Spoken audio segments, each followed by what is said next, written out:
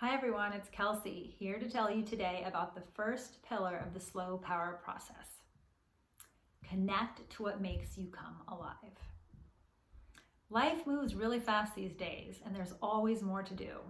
Sure, it can feel productive to knock things off the list, but if we constantly go through our lives in doing mode and never take stock of what we most deeply want, we end up feeling scattered, disconnected from our own needs and desires, and ultimately frustrated and depressed. So when was the last time you really stopped to consider what makes you really come alive? When was the last time you stopped to ask yourself what you most deeply want? It's a hard one. We don't do it that often. But I'll tell you, when you've discovered what makes you really come alive, you then can make choices to align your days, your weeks, your months to the essence of what makes you come alive. And life feels like it's in the flow, it's easier, and it's more aligned. So let me give you an example of this from a client of mine. Jody came to me when she was at her job for about 5 years and just feeling over it. She was unfulfilled, depressed, working really hard and still doing fairly well, but just felt like something was missing.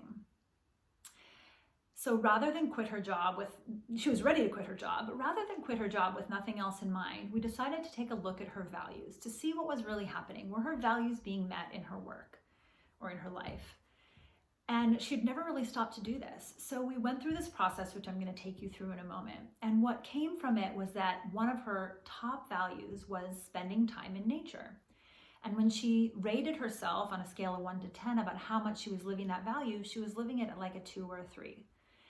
So what she did was, just with a few simple adjustments to her day, she was able to still do her work, but take a walk at lunch. She brought in some photos to her desk that were from recent trips to Ireland and Greece that showed her in her outdoor self. She made more time on weekends to get outside. And this, along with meeting some of her other values, what she realized was that when she was meeting her values outside of work and bringing in the essence of those values into work, it really wasn't the work itself that was dragging her down, it was her approach to it. So really tuning into what she most deeply wanted and what made her most come alive, she was able to bring some of that into her workday, and everything changed.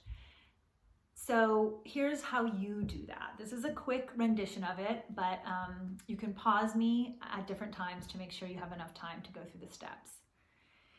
So you're gonna sit in a comfortable position, get a journal and a notebook, and you can push pause until you have that. Take a few slow, deep breaths and bring to mind a time of your life. It could be far in the past or recent, and it just can be a moment in time where you felt really alive, where you felt resonant, in the flow, and maybe even powerful. Content. Describe that moment to yourself using keywords that were there. Was there a sense of generosity? Was there adventure? Was there accomplishment? Freedom, love, joy, presence, flow. Write down the qualities that made this experience so memorable for you. Now, when you think of these experiences, they don't have to be the things that everyone typically thinks should be the peak experience of, getting a promotion or your wedding day, although they can be. Really tap into your heart and figure out the time when you felt most aligned.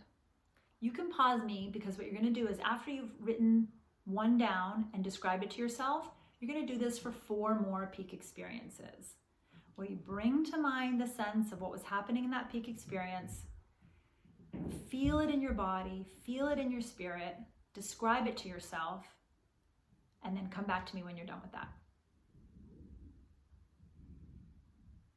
Okay, so now you should have 5 peak experiences written out, along with the words and adjectives and descriptors that call to mind what was happening, the essence of those situations. Now I want you to go through that list of words and find themes. Are there certain words, phrases, values that repeat in all of these? And and pick out from that page of words that you've listed, pick out 5 or 6 key themes and write those down.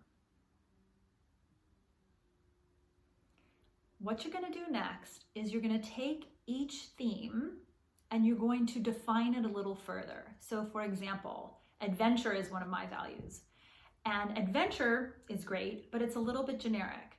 What does adventure mean to me? Adventure means risk-taking, pushing my edge. For example, adventure to you might mean hiking or having an adventurous conversation. So use the descriptors that give each of these phrases a little bit more color as it relates to your specific version of that value.